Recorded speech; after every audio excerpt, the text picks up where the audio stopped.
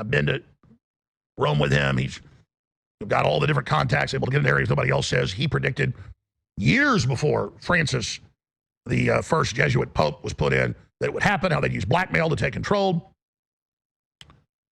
And it even came out mainstream news later that is how Francis was able to get control. The Jesuits helped set up the infiltration of communists and pedophiles into the Catholic Church. So, Leo Zagami, we have the first American pope being brought in. From my first glance, I'm not an expert like you. He appears to be globalist Francis Light, at least on the surface, light version of Francis, agreeing with most of it. But they build Francis as a moderate. Of course, you document that he's not. But you are the Vatican expert of experts. What is your take on this individual, and were you expecting this? Leo Zagami, and best-selling author, researcher, I should add. Go ahead, Leo. Thank you, Alex, for having me on. This is, of course, a pivotal moment and a turning point in the history of the Catholic Church, following, of course, the teachings and what was already outlined by Pope Francis, who just before he went into hospital was working with the U.S. Bishop Conference on yet again waging war against the Trump presidency. This is a sign by the cardinals that rather than choosing somebody from Asia or from Africa, they wanted to actually insidiously nominate and elevate to the pontificate somebody who is American. It's the first time in history, but Robert Francis Prevost is no friend of Donald J. Trump. He is, of course, somebody who comes from Chicago, but also with a vast history in South America that connects him to the infamous Jesuit order. And he is from an order himself, the Augustinians, who have worked hand in hand with the Jesuits on the control of the educational establishment. Today, if you think about the main issues Trump is trying to fight, immigration policies, well, in this regard, he will have to fight against this Pope because he's very much a supporter of what the Democrats were doing, open borders and all the rest. When it comes down to transgenderism and all that, that's another issue. The Jesuits and, of course, this new Pope have been pushing, being open to transgenderism and the LGBTQ. And then you have, aside from all this, also the Vatican-China deal that this Pope will continue to support, which is a way for China of creeping inside the Catholic Church. The policies of the NGOs that, of course, are connected with the Vatican and the Catholic Church are the ones that have supported this massive immigration that has brought us in the situation where we are now. Of course, systematic warfare by the judicial system is also waged with the support of the Vatican. So this is no friend of real America. This is actually going to become a problem because most people, simple people, the ordinary folk would say, wow, we finally have the first American Pope. What a great thing.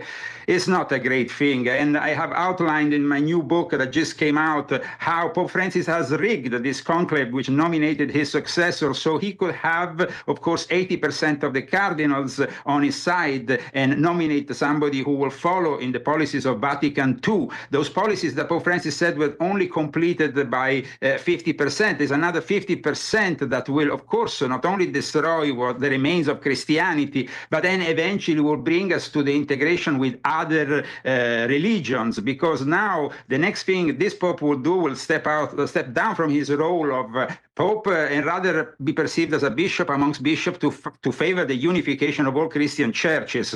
It's going to be a war against Trump waged by the church every day, in which we will hear, of course, from this Pope what you might hear from the Democratic Party, which has demonstrated in the last few years to be the political branch of the Vatican Jesuit-led New World Order here in the United States.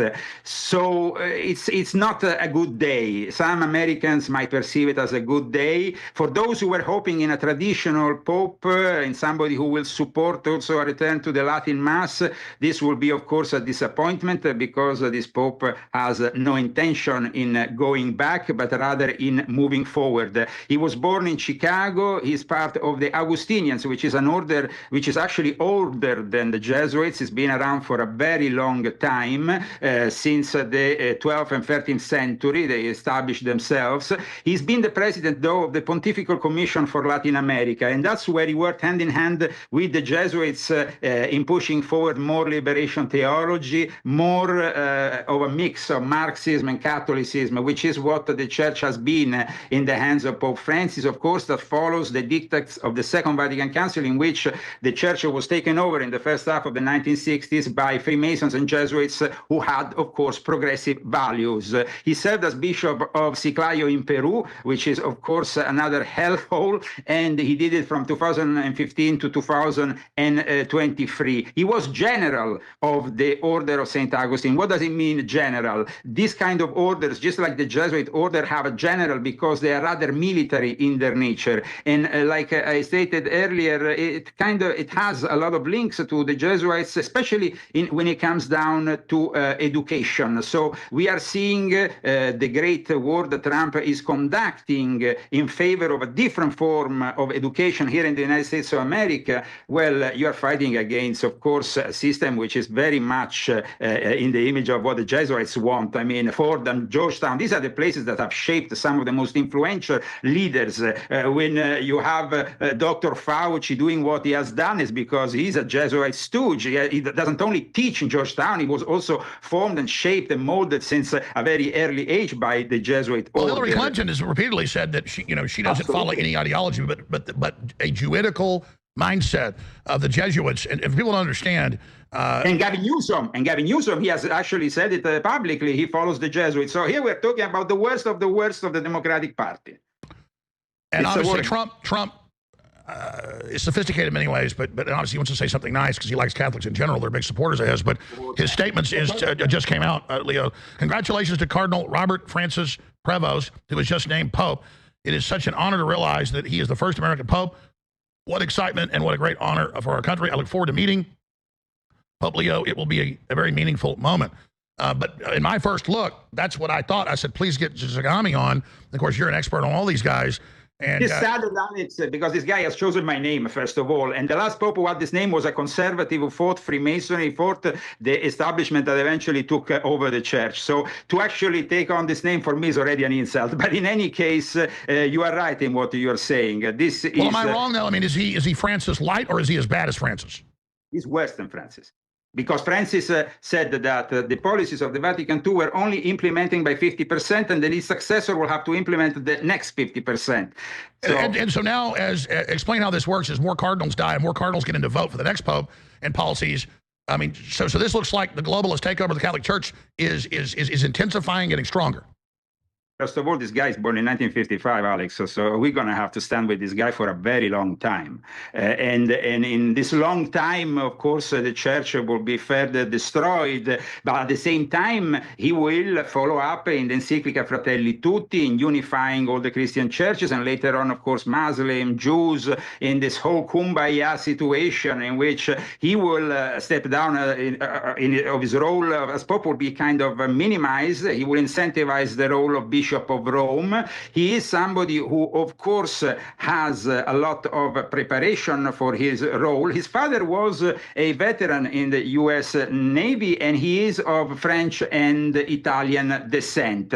He has been for a long time working, like I said, especially with South America. In the year 2000, when Prevost was the provincial superior in Chicago, he protected a pedophile, Father James Ray, an Augustinian priest. He actually protected him, and this guy had credible accusations from 1991. And although the priory was close to a Catholic elementary school, Prevost did nothing to notify the school administration of the whole thing. This guy is a protector of pedophiles. He's the worst kind of guy we could elect as Pope.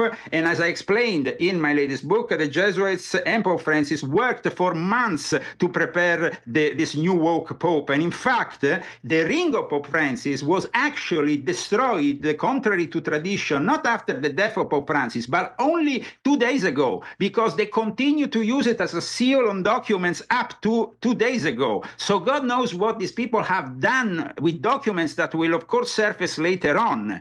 And this guy who protects the pedophiles, who is somebody already immersed in controversy from a very controversial convent in Chicago, suddenly becomes Pope, and of course very close to Obama, the Democrats, very much opposed to Donald J. Trump. Trump is being diplomatic, of course. This is a head of state, first of all, being elected before being the head of the religion of billions of Catholics. So he has to be diplomatic. But things are going to be very different in a few weeks from now, or actually probably starting soon after his first Wednesday speeches, when he's going to start talking about immigration and his stand of immigration, which is, of course, a stand of immigration that is completely contrary to what Tom Homan or Trump stands for. So let's see what happens. And in the meantime, of course, with my new book, volume 12, which is the last installment of my confessions, because I wanted to bring you right up there where the pyramid culminates in the all-seeing eye, to bring you where the Jesuit general is, where the real power is. And of course, this power is the power that has decided ultimately that they wanted to put an American pope because they want to challenge Trump directly. They could have, of course, chosen an African or an Asian pope, which is probably the future of the church. But in this case, the priority for this woke church seems to be fighting Trump and his administration. So Pope Francis, of course, had always very much good things to say about Prevost. He put him as titular bishop of Sufar. He received his episcopal consecration during the time Pope Francis was a pope. And on July 13, 2019, Prevost was also appointed a member of the Congregation for the Clergy in Rome. So in a way, preparing him also for his role. All right, Leo, stay. We're talking in an hour. We're going to take calls for Catholics then. But the big issue here is the leadership of the Catholic Church directing the Democratic Party to target traditional Catholics and conservatives in America. That tells you everything you have to know. The good news is isn't this just waking up Catholics more than ever? Well, it's going to wake up those people who still had the illusion that we could go back to a conservative pope, to somebody like J.D. Vance wanted, or those who love the traditional Latin Mass. It's never going to happen. Unfortunately, we are going further into wokeness with this new pope.